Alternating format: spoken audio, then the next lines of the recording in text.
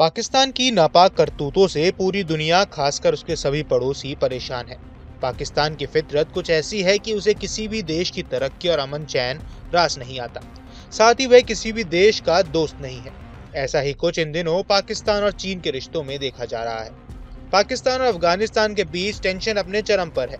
सरहद पर तालिबान के लगातार मुंह की खाने के बाद अफगानिस्तान में पाकिस्तान एक बार फिर से नए सिरे से गृह युद्ध शुरू कराने की तैयारी में जुटा हुआ है।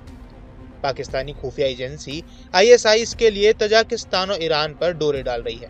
दरअसल तजाकिस्तान और ईरान अफगानिस्तान में तालिबान का खुलकर विरोध कर रहे हैं। ऐसे में तालिबान को सबक सिखाने के लिए पाकिस्तानी सेना उसके दुश्मनों से हाथ मिला रही है।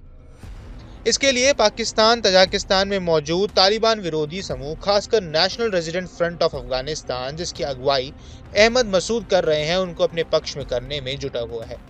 अहमद मसूद पूर्व अफगान कमांडर अहमद शाह मसूद के बेटे हैं, जिनकी तालिबान शासन के दौरान 2001 में अलकायदा ने हत्या कर दी थी। अहमद शाह मसूद के समय में तालिबान कभी भी अफगानिस्तान के पंजशीर घाटी पर कब्जा नहीं कर पाया था। खास बात यह है कि अहमद मसूद को पहले पाकिस्तान दुश्मन मानता था, लेकिन आज उनके साथ हाथ मिलाने को तैयार हो रखा है। पाकिस्तान की योजना एनआरएफ को मजबूत कर तजाकिस्तान के रास्ते तालिबान के खिलाफ एक बार फिर से हमले शुरू करवाना है। इसके साथ ही पाकिस्तान की योजना अफगान तालिबान के लड़ाकों के खिलाफ सटीक हवाई हमले जारी रखने की भी है। पाकिस्तान को उम्मीद है कि तालिबान के खिलाफ देश के अंदर फ्रंट खुलने से उसके ऊपर दबाव बढ़ेगा और वह बातचीत की मेज पर आने को तैयार हो जाएगा। इसके साथ ही पाकिस्तान अपने यहाँ और ईरान में रह रहे अफगानिस्तानी शरणार्थियों को बाहर निकालने की भी तालिबान पर दबाव बनाना चाहता है। इसी कड़ी में पाकिस्तानी पुलिस इस्लामाबाद, रावलपिंडी समेत अन्य जगहों पर अफगान शरणार्थियों को घरों को छापा मार रही है। साथ ही पुलिस ने महिलाओं और बच्चों सहित बड़ी संख्या में अफगान प्रवासियों को गिरफ्तार कर हिरासत केंद्रों में शिफ्ट कर रही है।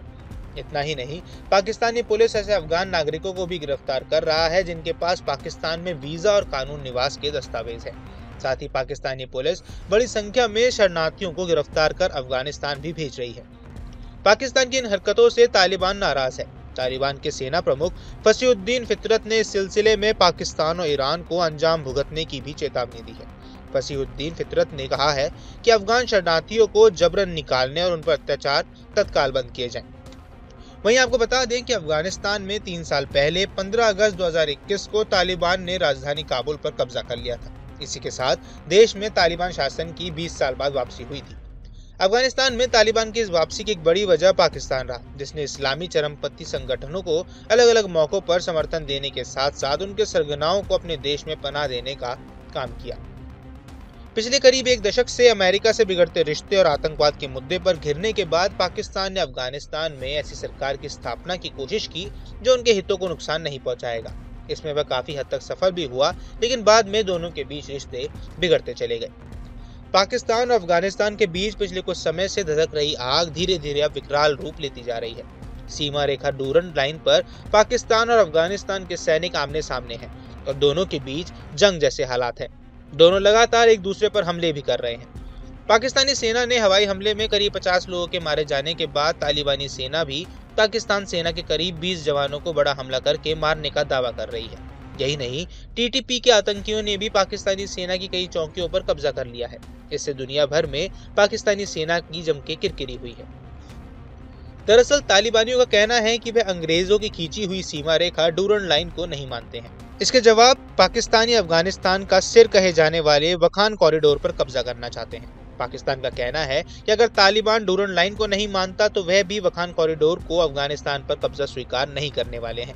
पाकिस्तान का कहना है कि वखान कॉरिडोर पाकिस्तान का हिस्सा था, जिसे अंग्रेजों ने बफर जोन के रूप में बना दिया, इसलिए वो भी वखान कॉरिडोर को नहीं मानते हैं।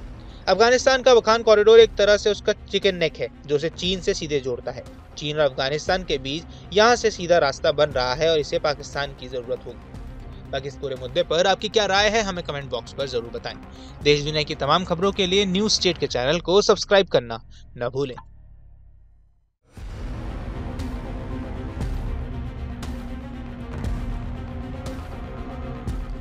न्यूज नेशन अब व्हाट्सएप पर खबरों के ताजा अपडेट के लिए न्यूज नेशन के इस क्यूआर कोड को स्कैन करें।